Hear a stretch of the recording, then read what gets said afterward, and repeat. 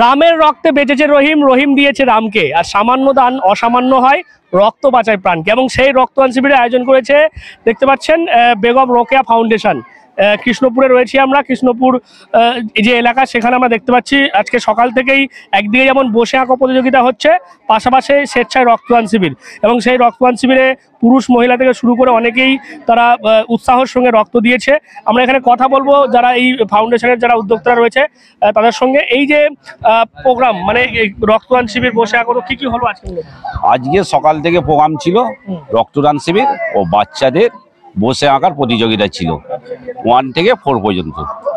আর সকালে একটা দুখানায়, বিকালা দুখানা ইভেন্ট রাখা হয়েছে, হাঁড়ি ফাটানো, গৌজালাই আর মিউজিক্যাল চেয়ার। আর মেয়েদের জন্যে আর একটা খেলার হচ্ছে, সেটা দেখা যাক বিকেলে। আপনারা যদি থাকেন নিশ্চয়ই একটা আকর্ষণীয় খেলা, যে যেরকম পারো সাজো, এটা খুব আকর্ষণীয় থাকবে। আর আমরা যে মাঠে আজকে যে স্পোর্টিং ক্লাবের মাঠে যে খেলাধুলা চললো এতক্ষণ ধরে, প্রত্যেক সদস্য সকলেই ছিল, এবার সকলেই আনন্দ পেয়েছে। এখনো পর্যন্ত আমাদের ডোনার হয়েছে রক্তদান শিবিরের প্রায় 40-এর কাছাকাছি হয়ে গেছে। এখনো কিছু বাকি আছে, কতটা হয় এখনো জানি না, তা আপনাদের জানাবো। মানে এই যে নারী, মানে এইগুলো করা মানে কতটা সমাজের কাজ? দেখুন, রক্তদান শিবির করাটা অবশ্যই সামাজিক কাজ, কেননা আজকে রক্তদান শিবির যে রক্ত, মানুষের যে প্রয়োজন মতো রক্ত, এটা তো রক্ত কৃত্রিমভাবে তৈরি হয় না, এটা একমাত্র মানুষের শরীর থেকেই পাওয়া যায়। তো মানুষ যখন আমাদের রক্তের প্রয়োজন হয় তখন আমরা কি করি, অন্য ব্লাড ব্যাংকে গিয়ে আমরা সেই কার্ড দিয়ে রক্ত দিই, বা মানুষের শরীর থেকে আরেকজন শরীরে রক্ত দেওয়া হয়। তার জন্য কিন্তু রক্তদান শিবিরটা আমাদের করা, এবং বাচ্চাদের, এবং যাতে বাচ্চারাও একটু আনন্দ উপভোগ করে, তার জন্য বাচ্চাদের জন্য পোশাক প্রতিযোগিতা। এবং আমাদের যে সিনিয়র আছে উনি বললো, আমরা বিকালে কিছু ইভেন্ট রেখেছি, যেমন বসে মিউজিক্যাল চেয়ার আছে, যেমন খুশি তেমন সাজো, হাড়ি ভাঙা খেলা, অনেক ধরনের আমরা উইকেটে বল মারা, সব রকমই আমরা রেখেছি। আপনারা গ্রামবাসীরা সকলে মিলে আজকের দিনটা এইভাবে? হ্যাঁ, আজকের দিনটা খুব গ্রামবাসী সবাই মিলে এই অনুষ্ঠানটা করা হচ্ছে। নাদিমের, আমাদের সবাই নাদিমের সঙ্গে সহযোগিতা করছে, পুরো গ্রামবাসী সহযোগিতা করছে। আর এই রক্তদান শিবির আমাদের কাছে একটা উৎসবের মানে মেজাজি নিয়েছে। আর আমরা চাই আমাদের মতো এরকম রক্তদান শিবির প্রতি পাড়ায় পাড়ায়, প্রতি গ্রামে হোক, যাতে যারা রক্ত শূন্যতার শিশু যারা ভুগছে রক্ত শূন্যতার জন্য, তারা উপকৃত হবে। যেসব মহৎ রোগী যাদের রক্তের খুবই প্রয়োজন, তারা আমাদের এই রক্ত নিয়ে তারা যে একটা জীবনদান করে জীবনে, হ্যাঁ, তারা উপকৃত হবে। তা আমি সবার কাছে আমাদের একটাই মানে থাকছে, অনুরোধ থাকছে, আবেদন থাকছে, যে আপনারা যারা এখনো রক্ত দিতে ভয় করছেন, হ্যাঁ, বা অন্য কোনো কিছু ভেবে রেখেছেন, আপনারা আমাদের মতো এগিয়ে আসুন, রক্ত দিয়ে মানুষের পাশে দাঁড়ান। হ্যাঁ, এটাই আমাদের সব থেকে। আমার নাম শেখ মুজিবুর রহমান, কৃষ্ণপুর মাঝের পাড়া। তোমরা দেখছি যুবকরাও মানে হ্যাঁ, আমি একটা কথা বলবো, বেশি কিছু বলবো না, যেহেতু আজ নাদিম যে আয়োজনটা করেছে, ওনাকে অসংখ্য অসংখ্য ধন্যবাদ জানাবো। তার সঙ্গে ওনার সঙ্গে যারা আছে সকলকে ধন্যবাদ জানাবো।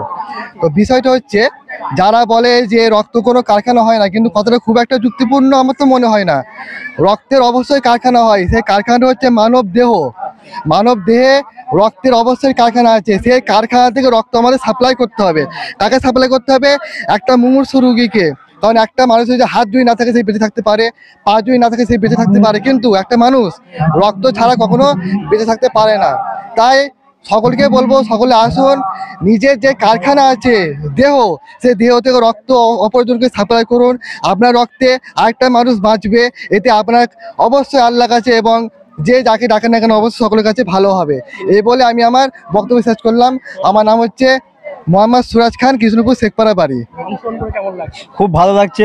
রক্তদান শিবির আগে সকাল থেকে আয়োজন করেছি আমরা, এবং তার সঙ্গে সকালে 1 থেকে 4 পর্যন্ত বাচ্চাদের বসে আঁকা প্রতিযোগিতা খুব ভালোভাবে, বাচ্চা খুব ভালোভাবে সাড়া দিয়েছে। তো এই অংশগ্রহণ করেছিলাম। তো আপনারা সহযোগিতা করলে আমরা আগামী বছর ভালোভাবে করতে পারবো। না, আমাদের ভালো লাগছে। আমরা প্রত্যেকবারই আসি, গতবারও দিয়েছি, ব্লাড ডোনেশনও করেছি। মানে আপনাদের পক্ষ থেকে আজকে রক্তদান করা হয়েছে? হ্যাঁ, করা হয়েছে। আপনি নিজেও দিয়েছেন নাকি? আমি নিজে দিয়েছি। হ্যাঁ, আগের বছর দিয়েছি, গত বছর। তার আগেও দিয়েছি আমরা। আমরা 2-1টা মেয়ে দিই, 3-4 জন।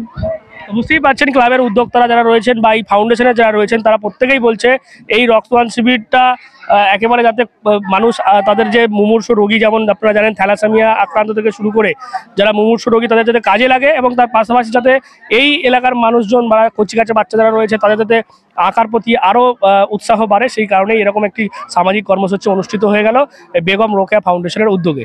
আপনারা এই উদ্যোগ নিয়ে কি বলবেন অবশ্যই কমেন্ট করেন কমেন্ট বক্সে। এরকম আরও খবর পেতে নজর রাখবেন ডিএনএন বাংলায়। পাশাপাশি আপনাদের জানাই এই যে গামছা দেখছেন, আমাদের যারা আমরা মূলত ডিজিটাল মিডিয়া থেকে যারা এসেছিলাম তাদেরকে উৎসাহিত করার জন্য কিন্তু বাঙালির এই যে একটা পরিচয় গামছা, সেটাও কিন্তু উপহার দিয়েছে এই বেগম রোকেয়া ফাউন্ডেশন। বুঝতেই পারছেন যারা আশাকর্মী রয়েছেন তারাও কিন্তু আজকের এই রক্তদান শিবিরে অংশগ্রহণ করেছে, তারা নিজেরা দেখতে পাচ্ছেন রক্তদান করেছে, এবং তার পাশাপাশি সকাল থেকে তো দেখেছেন বসে আঁকা প্রতিযোগিতাও হয়েছে, এবং যেমনটা আপনাদের বললাম আমাদেরকে উৎসাহিত করার জন্য, ডিজিটাল মিডিয়াকে যারা কর্মী রয়েছেন তাদেরকে উৎসাহিত করার জন্য এভাবেই বাঙালির একটি পরিচয় গামছা আমাদেরকে উপহার দিয়েছে বেগম রোকেয়া ফাউন্ডেশন। কি বলবেন আপনারা এই বিষয় নিয়ে অবশ্যই কমেন্ট করেন কমেন্ট বক্সে। এরকম আরও খবর পেতে নজর রাখবেন ডিএনএন বাংলায়। ডিএনএন বাংলা সবার মনে সবার ফোনে।